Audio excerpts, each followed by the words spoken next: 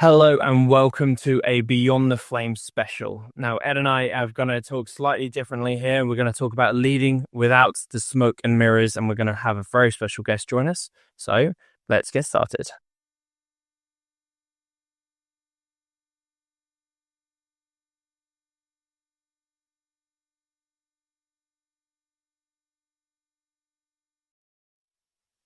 Yes, so today's episode is all about leading without those smoke and mirrors. So why leadership fails without any alignment.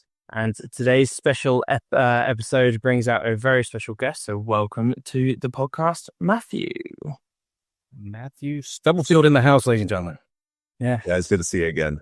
Yeah, great to see you. How are you? Are you good? I'm doing well. Thrilled to be here. Perfect. Okay, so for those viewers out there, can you just introduce yourself very quickly? Sure, yeah. So my name is Matthew Stublefield. I've been leading teams in the tech area for a little over 20 years, product management for 10. Worked with the Atlassian tools for, well, let's just say, I think it was 2007 when I started with them. I don't want to do the middle math right now, but it's been a minute, right? Been around for a while. And these days, I am an executive coach. I specialize in product teams and helping leaders of product teams, but have worked across every industry and government and militaries and banks and whatever. Wow. So thrilled to talk with you guys about leadership today. Yeah. Welcome, Matthew. Thank you for coming on again. And leadership is such an important aspect of an entire organization's. I think Dan and I have been kind of working on some projects that have entailed some of the strategic portfolio management stuff and then DevX stuff. And then, one common theme that we see is that a lot of times there's a disconnect between the strategic layer, which is the leadership layer, the C-suite and everything, and the execution layer. Sometimes there's things that get lost in translation. And I think leadership and communication is a big part of that. So I'd love to get your overall thoughts on the state of leadership as it is, maybe some of the trends that you've seen, and then maybe, what's your philosophy overall on, when you approach companies from a leadership perspective? That's a big question. Big one. First one, we're going to get it out there. Yeah, I'll try to be succinct with it. Yeah. So like the state of leadership as it is, I think that you've got a few things happening. These are kind of discrete, right? It's not, you've got all this happening at the same time, but things I've observed. You've got a lot of people who are moving into leadership positions out of an individual contributor role. So they were a really good engineer. They were a really good product manager. They were a really good salesperson. And because they've got that skill set, they're promoted into leadership. And this has been happening forever. Anybody who's listening is familiar with the Peter Principle, where people are promoted to their level of incompetence. I think we've all observed that situation. Maybe some of us have been in that situation. You get somebody who's really good, they get promoted to leadership, but that's a totally different skill set. And often we aren't taught those skills. We're not trained in leadership. We're trained in whatever our specialty was. That's what we went to college for, got a degrees, got certifications, whatever. So that's, one thing that happens pretty often. You have leaders that work kind of in silos or very discreet, or actually I was chatting with a CEO earlier today, and he observes sort of three different types of leaders. You got those who are just in it for the company. They're true believers. They want what's best for the company. You got those who are looking to build an empire. They're playing those politics inside the company. And then you've got those who are just preparing for their next role. And, I think that could be what I would sort of think of as the professional manager, the person who's like, they're really in it for the management. They do have the leadership skills. Maybe they lack the technical knowledge, or that could be the IC who's been moved into it. But those three. And so state of leadership, you get kind of this mix, a bit of a matrix of any of these. But what I observe more often than not, and I think one of the really big challenges, is whether you've got good leaders or bad leaders, it almost doesn't matter. Because companies really struggle with how they set up their incentives across the company. And so you said, there's a challenge of getting that strategy kind of coming down to the individual levels. Yeah. So you get that strategy at the top level, But then you go, okay, how am I going to motivate people? How am I going to motivate my salespeople? And you set up a strategy for your salespeople and to motivate them in an incentive structure. And then you do a different incentive structure for your product and engineering teams and a different incentive approach for your marketing teams. And these don't get aligned. Really common in businesses, senior executives end up pitting their sort of middle managers, their department heads and their VPs kind of against each other. Sometimes intentionally, but often not. And so is there not a good level of friendly competition, or when is that barrier though between when friendly competition doesn't become friendly and actually to the detriment of the business because of the lack of alignment? Well, I think that begs the question, why are we competing when we're supposed to be on the same team? You know, like we're trying to create a product to serve our users and make money, right? And sell what we're building, but ultimately to help people. But you see where marketing and sales and product and engineering and customer success, they all end up in tension with each other. And that's going to lead to slowdowns. That's going to lead to grinding. The best companies, the companies that are really successful, have a core set of values that their leaders can all rally around and be disciplined about pursuing, and that help bring alignment. And that's one of the number one things I hear from leaders that they struggle with is gaining alignment across different stakeholder groups and across the executive team. But the companies that get that, they fly. And so often where you have that disconnect of strategy, it's because you either have people who have been moved into leadership who don't actually know how to lead, or you've got a system at work that pits them against each other or doesn't get them all going the right direction. Like think about it as people rowing a boat together. Yeah. You got everybody in a long boat and they're rowing. And if they're all rowing at a different pace, trying to go different directions, you're going to be dead in the water. Mm. Yeah. Yeah. And I've seen that, Matt, where you've had a crack, engineer who just kills it coding. And then, he made such an impression with senior leadership. They're like, oh my God, we need to put him into a management role. And it's like throwing him in the deep end. And it's like, I don't know what to do. So then, he spirals out of control and then his team doesn't know what to do. And so there's massive, disalignment from that perspective. Okay. So what is the, if a company is struggling with that kind of, let's look at the ladder in terms of like the misalignment rather than people being promoted wrongly. Is there specific things like key indicators that would kind of give that you're heading that way, or it's time to do that reflection, kind of take stock and kind of go on a different path? I don't want to sound like almost like a cop out or hand waving it away, but in every situation I've run into, the people already know. Like the people are already feeling this. And what they're struggling is to get the C-level executives to buy in, to see it. Often one of the challenges I run into in companies is you've got like a visionary or a founder who like they've got this vision and they start this company and they grow it and they're successful. But as the company grows, they run out of time. And delegation is just one of the biggest gaps that a lot of people really struggle with. Not just how do I set kind of that vision so I can delegate and people can run with it, but also how can I let go of control? And how can I accept that the work people do is going to be a little different from how I would do it, but that's okay. And so I see a lot CEOs of companies that have particularly grown very fast. They struggle to delegate because they want to get into the weeds and solve this. Like they care about their company. They want it to be successful. But things have shifted over time. And so, when you talk to the department heads, you talk to people pretty quickly, you can go, oh, we're at odds with each other. Now, sometimes, if the relationships are lacking, I've heard this from say like a sales team. It's, well, yeah, but we're the right ones. So everybody else needs to get in line with us. It doesn't get that collaborative. It becomes a win-lose situation. You do need to move it towards a collaboration. And leaders who are listening, who might be like feeling this, you can build horizontal partnerships and work together to kind of say, here's how we're going to work together. And I've coached teams through doing that. I've led several companies through doing that. It's entirely possible to kind of create that alignment between yourselves to still hit your OKRs, still hit your sales objectives, but work better together without getting the CEO involved. But it is harder to do it that way. Awesome.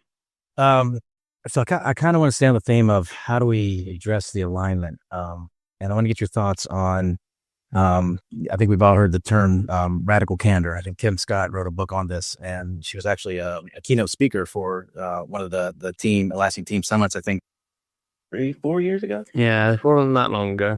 And I found her talk fascinating, and I got her book, and I'm like, oh, this is pretty cool. So just want to get your thoughts on that, Matthew. I'm a huge fan. I've always felt like radical candor aligned well with, principles from the bygone time, just like the Agile Manifesto and our principles of Agile of be courageous, be honest, like tell people what's really going on. Try to do it with humility. Don't be a jerk about it. And I think that's one of the things. We get stressed, we get burnout, particularly when you've got people moving into leadership or they're in leadership and they haven't developed kind of that emotional quotient side of it. Some people take radical candor as a license to be not just honest, but like blunt or a little mean about it, right? I think the hardest thing though is because we are all different, because we all behave in different ways. How I might see, and this is just a personal thing, because I like to be straightforward, but the last thing I want to do is be blunt and rude. But you might not see that you might just see it as blunt and rude straight off the bat. So I don't think anybody maliciously goes in to do that. I think there is a very fine line between the differences. 100%. Yeah. None of us wake up in the morning saying like, I want to be a jerk who tanks my company and makes everything terrible for everybody around me, right? Like we care about this stuff. But two examples where we struggle. One, Dan, I think that you remind me of, I used to work for another company. I won't mention it because, we're on an Appfire podcast, but headquartered out of London.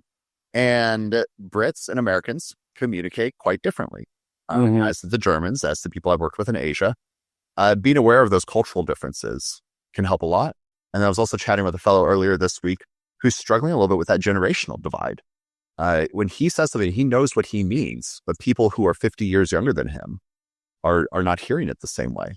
And so I think practicing some reflection, thinking through what we're going to say and trying to like do that sort of persona work of how might they hear it, but then also asking people. Like it's almost like reverse active listening. Like we kind of know that active listening principle of paraphrasing what somebody says to us so that we can reflect it back and confirm, validate our understanding. But we also can reverse that and say, here's what I said. Can you share with me what you heard? What's your understanding of where we're at and where we're headed? And just keep working through that. We've got to practice some patience and making sure that we truly are speaking the same language. Yeah. Is there any key things or examples that you can think of? I appreciate I'm probably putting you on the spot, but is there any kind of key things that you might be able to think of that would help spark the idea of like, again, that if I change from this word to this word, that's going to inspire someone to grow with me or to do this specifically, rather than go, oh, do you know what? I'm feeling challenged and I don't maybe want to work with you. Yeah. Less of a specific word, but I think in an alignment with that concept of radical candor is also being radically vulnerable. Like tell people what it is you want out of not just the goal, but like the conversation, and make it a little bit about yourself, but not in a proud way. So what I mean by this when it comes to vulnerability is to say, we've talked about this thing or whatever, say, hey, I want to confirm understanding because I worry that sometimes I don't do a good job of communicating these things. And I want to make sure that you're hearing not just what I'm saying, but like my intent behind this, which is we're on the same team. I care about you. I care about our performance as a team. And it feels a little like touchy-feely, right? But that type of thing can work well. One really clear example that comes up in teaching a lot, when you want to ask your class, do you have any questions or something, whatever. The phrase, do you have questions, puts the burden on the questioner, on the listener to say, I don't know something. I didn't understand something. If you flip it and you say, what could I do a better job of explaining? What did I not explain well enough? What should I spend more time on? Like flip it around and just own it. And it comes back to a management principle I've had throughout almost my entire career, which is to give the credit and take the blame.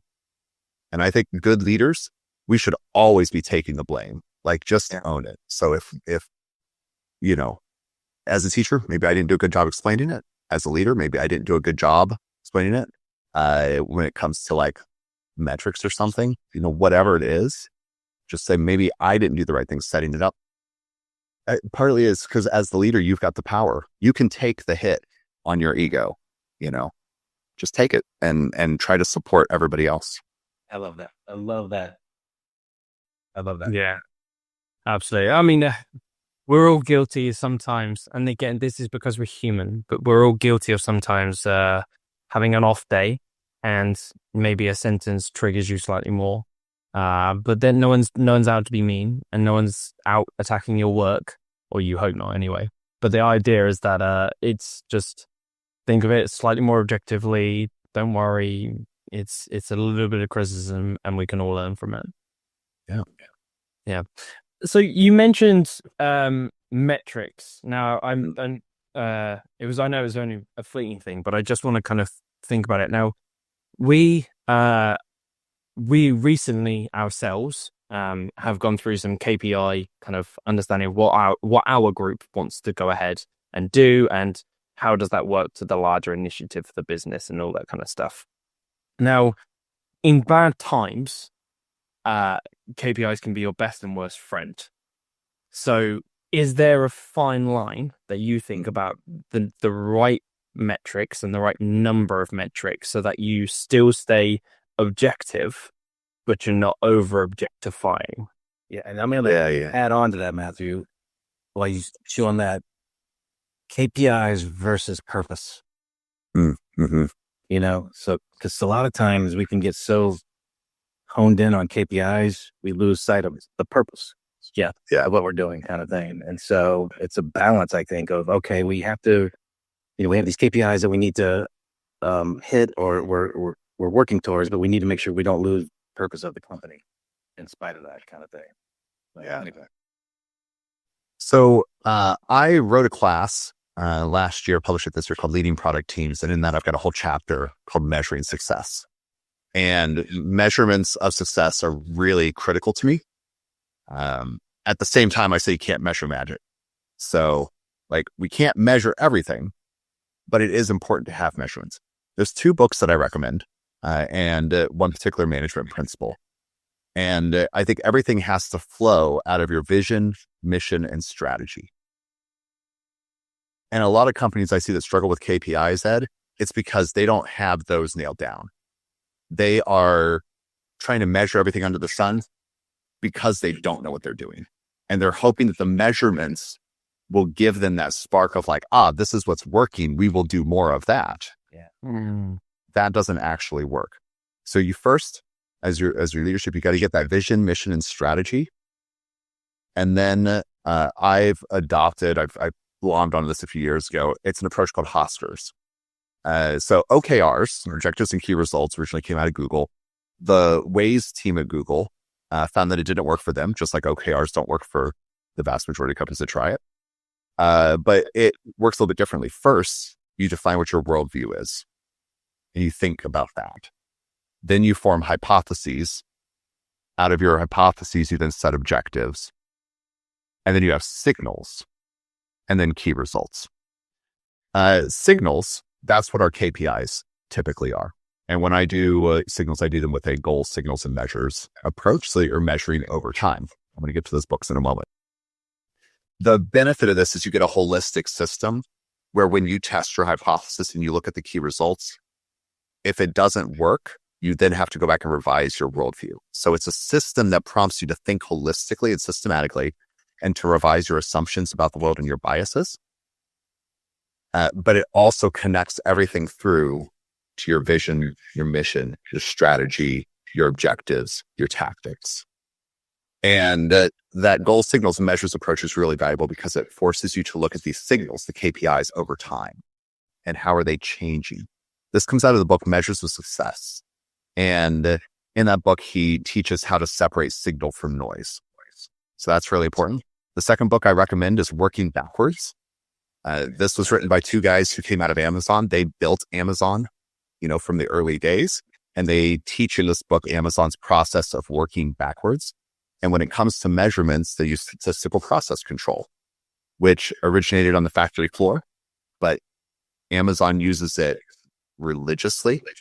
And I don't think that for a lot of companies, it's that they're measuring too much. And I teach about trying to get too much data at the wrong point in your process. Like if you haven't launched yet, don't build a ton of analytics and dashboards. Like you got to get that thing in market, but you got to have the right measurements.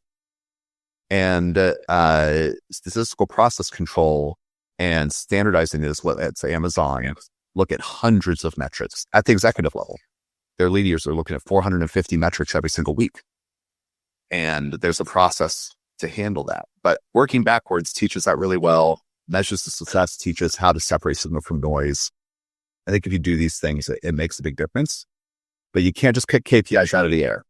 Yeah, it's got to be within part of the system. With all those metrics, Matthew, how do you avoid getting analysis paralysis? Like, oh my God, I got all these metrics that we're tracking. Which are the right ones? Which, you might, trying to get too much data kind of thing. Yeah. The way you get that is by having the system where you form the hypothesis first. We get analysis paralysis when we can't interpret the data that's in front of us. When we're like, well, this says this thing, but this says this other thing, and I don't know how they work together. But if you form a hypothesis and then set your objectives and your signals and your key results out of that, the hypothesis is either proven or disproven. And if you've got mutually exclusive hypotheses and both are being proven, then your worldview was wrong that came out of it. And you've got to go back and rethink it. What a lot of companies, I think, where they stumble is that they set KPIs without doing any of this other work. And they run into two problems. They either have set a bunch of vanity metrics that don't actually tell them anything useful, and they waste a ton of time and storage and processing power on capturing vanity metrics that means nothing.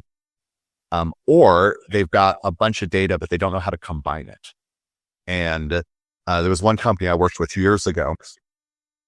They captured every piece of data they could for a year because they thought, we're going to have a data team eventually. We can't, it's going to take a while to recruit and hire them. So we're just going to capture everything, and then we'll hire the data people, and then we'll have them process it.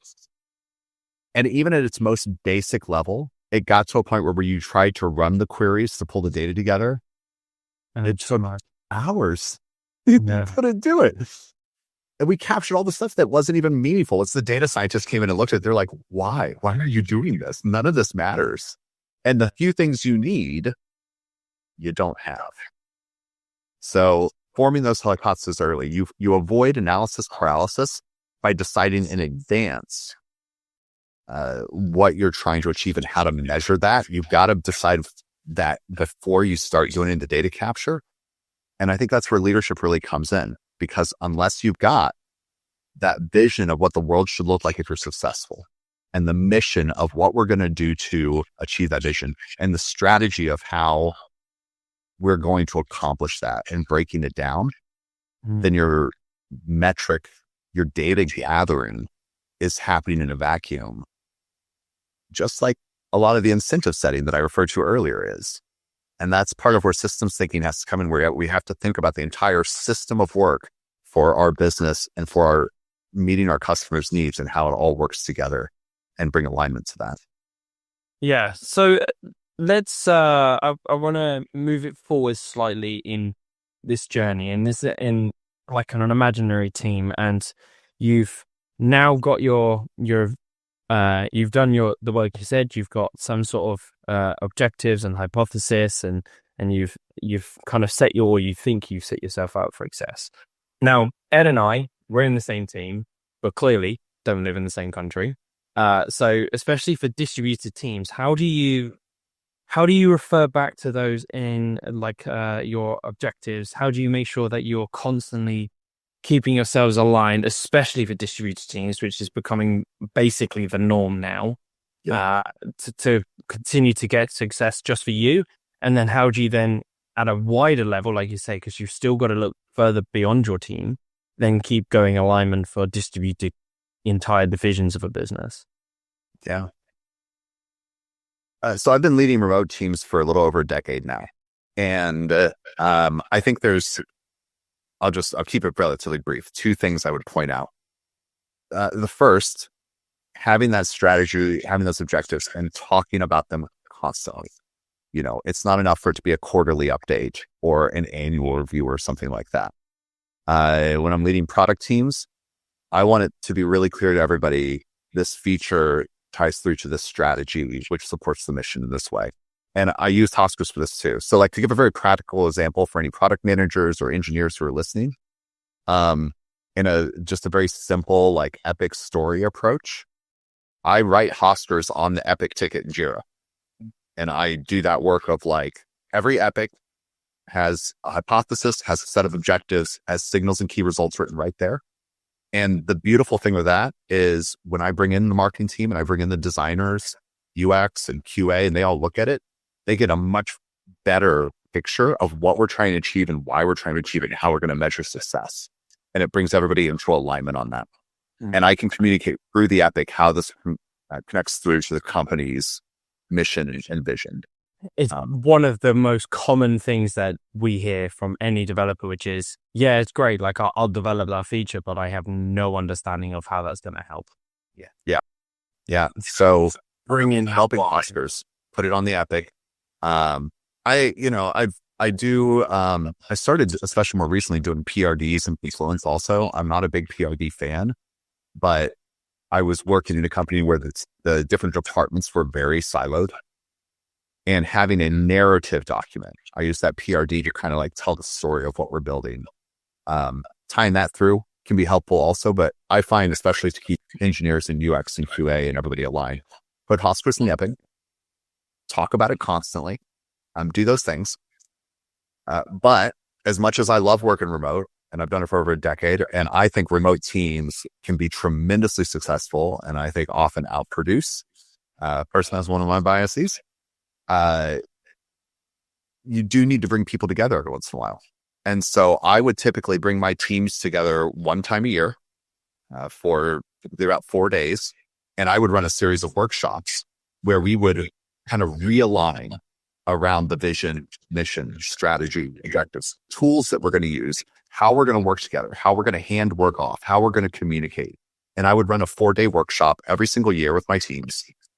And we would get huge productivity boosts every time I would do it, even with the same team year after year.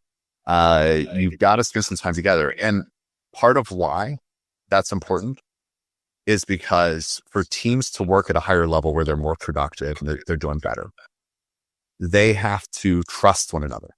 They have to develop these relationships. The only way to develop trust is to be vulnerable. Is to let ourselves be seen and understood and for people to really get to know us. And the only way that we will be vulnerable is time. We have to spend time together. And being in the same Slack channel doesn't get us there. So one time a year, 4 to 5 days, that was sufficient. I would triple a team's productivity after one of those workshops, just getting it together with some focus. And I mean, it's locked in a conference room for 9 hours a day. We were spending time, but we were also eating together and going out for drinks and things like that. Relationships are one of the most key. Gotta have it. Yeah. I mean, we spend 80% of our time on the road between Ed and I. So the times that we actually, especially when we're at major events, it's incredibly valuable for us. I definitely think in person plays a massive role in being able to stay remote. So yeah. So we got to have those 2 things. That's the point. Yep. Awesome, dude. This is gold, man. Pure gold. All right. So Matthew, so we've been talking about some good stuff here, and we've talked about metrics. So speaking of the metrics, though, I could there has to be a balance between you have these dashboards full of metrics, and then you may have input from your people too. So you want to make sure you address both of those sides. So your metrics are telling you one thing, and maybe your people are telling you something similar, but maybe slightly different. How do you balance the metrics from a dashboard perspective, but also the insights of your team as well? Yeah. So we shouldn't undervalue experience, you know? So like somebody like me who's been doing this for a few decades, I've seen a lot of it. And so I can come in and I can say, this is probably how it's going to go, or this is what I'm sensing. And often that has a lot of validity. I really encourage teams though, take that gut instinct, form a hypothesis, and find a way to do an experiment. And these days, there's almost no excuse not to, because you can build a smoke test, you could build a prototype, you can get something in front of people so quick and easy to validate a hypothesis and like validate that gut feeling. And I recommend that because academic research that's been done on like the gut instinct, the feeling of like the brilliant alchemist, whatever, 90% of the time they're wrong. Oh, really? And we remember the times that somebody's right and we forget eventually the times that they're wrong. We rewrite our history and our mythology within a company. And nothing beats data. Now, I'm not somebody, I said earlier, you can't measure magic, right? But there is a lot we can measure. And I think it's really important to get that data, even if it's qualitative, even if it's going out and talking to people. There's a great book I often recommend called The Mom Test, and it's about conducting interviews. And it says you've got to make sure you conduct your interview in a way that, when you take something really nice to your mom, or you made a product and you're like, hey mom, what do you think? Your mom says, sweetie, that's wonderful. I'm so proud of you. And if you go up to a person at team at the conference and you say, hey, we built this product, what do you think? They're going to go, it's cool, man. That's cool. It looks good. What does that tell you? Nothing. People, they don't want to hurt your feelings. They don't want to disappoint you. And they may also not be invested enough to be honest. And so that qualitative has to be done in a way that you get honest responses, and you've got to marry it with quantitative. So what the experience helps with is asking the right questions in the right way to the right people at the right time. That's what our experience lets us do. Our experience does not let us predict the future. It doesn't give us special abilities to read people's minds.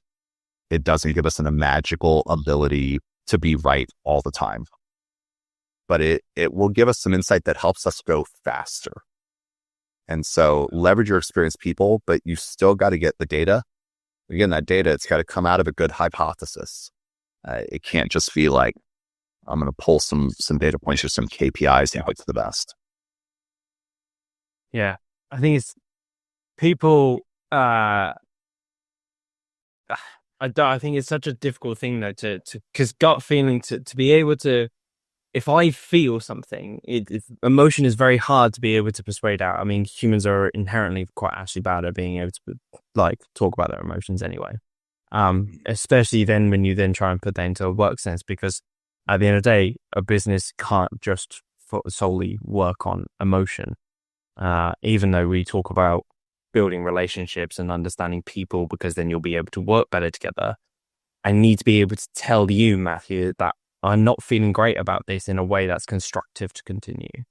And I think that's a very long working skill, but you need to continue on those soft skills just as much as you do on other areas. And it's not either or, right? Like, yeah, somebody's brilliant insight. This isn't about, I don't trust you. It's about making sure that we are meeting the right people for our company also, and meeting those customers in the right way. It's making sure that we can tell that story to everybody else in a way that they get it, because they can't feel your feelings. But if we can build that story and we can get the data that supports it, we're going to get more people on board. So again, try to turn this into like a collaborative thing. I've definitely run into like the brilliant engineer who's like, this is what it should be. Like, I mean, maybe. Yeah. But we should test it. And they will interpret that as, you don't trust me. You think I'm dumb. You're dumb. I know better than you. I see that one more often. And I think particularly as a product leader where you've got influence without authority, being able to frame it in a way of going, that's great. How can we gather the data on this so we can help explain it to others? Do you think this is why hackathons are so crucial for development companies, as being able to say like, hey, we're going to give you 10% of your time back. And go test these amazing ideas that you keep telling us about. Go prove us wrong. Go prove that you know this, or you've experienced this as a customer and you've got the data, and go do something, because that allows that technical freedom, so that they then, like, from a morality perspective, if I get and be like, I know what I'm doing, I know exactly what I'm going to do, and I can spend 2 days doing it, and then I get to show the company, and the company goes, wow, that's amazing. But it also gives the company an opportunity to see the brilliance and the other sides of the coins that they didn't think about. I think any activity that lets people get out of their box and view things from a different perspective is going to be beneficial. A hackathon gives engineers an opportunity to work on something different. And maybe that provides value to the company. Maybe it just gives them a little bit of a break or a reset. Maybe it gives them an opportunity to work with different people. That's all good. Let me tell you a story, though. There was an engineering team I worked with years ago who they were brilliant, but they thought they were mind reading brilliant. And so they thought their product was the best product that ever existed. And also it was super intuitive and nobody would ever have problems using it because they were brilliant and the product was great and everything was amazing, right? Until we convinced them to spend some time filling in for customer support.